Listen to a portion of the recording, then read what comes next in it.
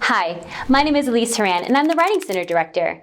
Today, we're going to learn how to practice active reading. By using this technique, you'll be able to read more efficiently while still comprehending complex information. Throughout this video, you can pause and practice using these techniques on your own. We'll talk about steps you can take before, during, and after, so you learn to read smarter, not harder. Let's begin. You may be wondering what you can possibly do to actively read before you've even started. Well, there are a few things that will help. First, ask yourself, why are you reading this text?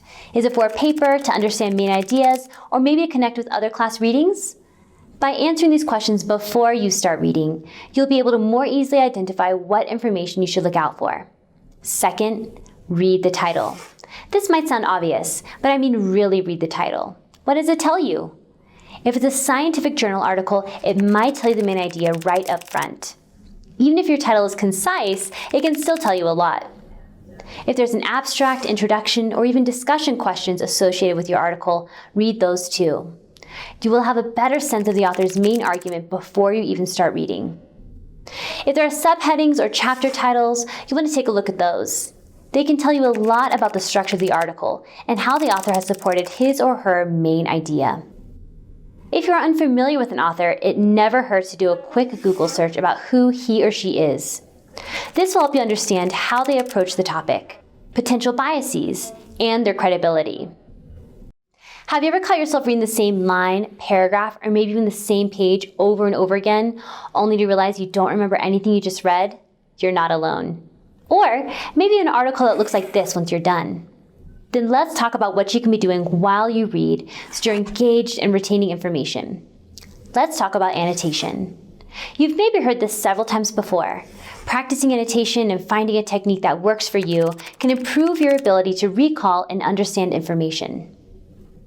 Your annotations could be something as simple as highlighting. But to avoid highlighting the entire page, think back to what you know about the article from your pre-reading activities. Think about why you're reading the article. What is the author's main point? Did you choose this article, or was it assigned for a specific project or assignment? Highlight information that might pertain to any of these questions. Maybe highlighting isn't your thing. Then try to write notes in the margin and questions as they come up. This will force your mind to be constantly thinking. Maybe the author makes a point that contrasts with another reading in your class, or maybe the author describes a challenge in the lab which relates to your own experience. Briefly make a note about why this information stands out to you. If you identify different facets of the main idea or a key detail, paraphrase in your own words off to the side.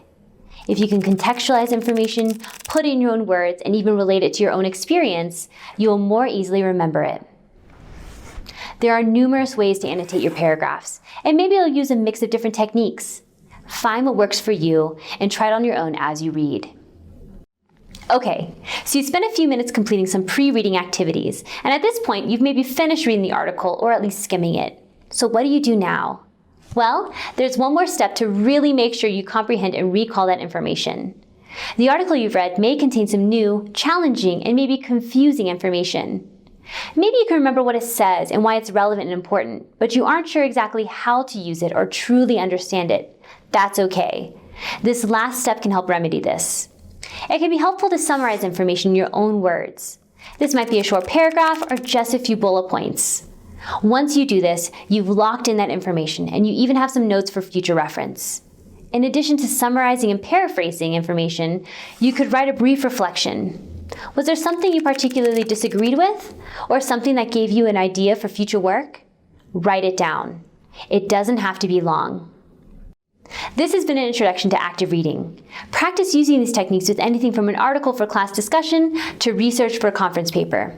You'll find that you'll be able to more quickly comprehend information, recall it, and apply it to your own work.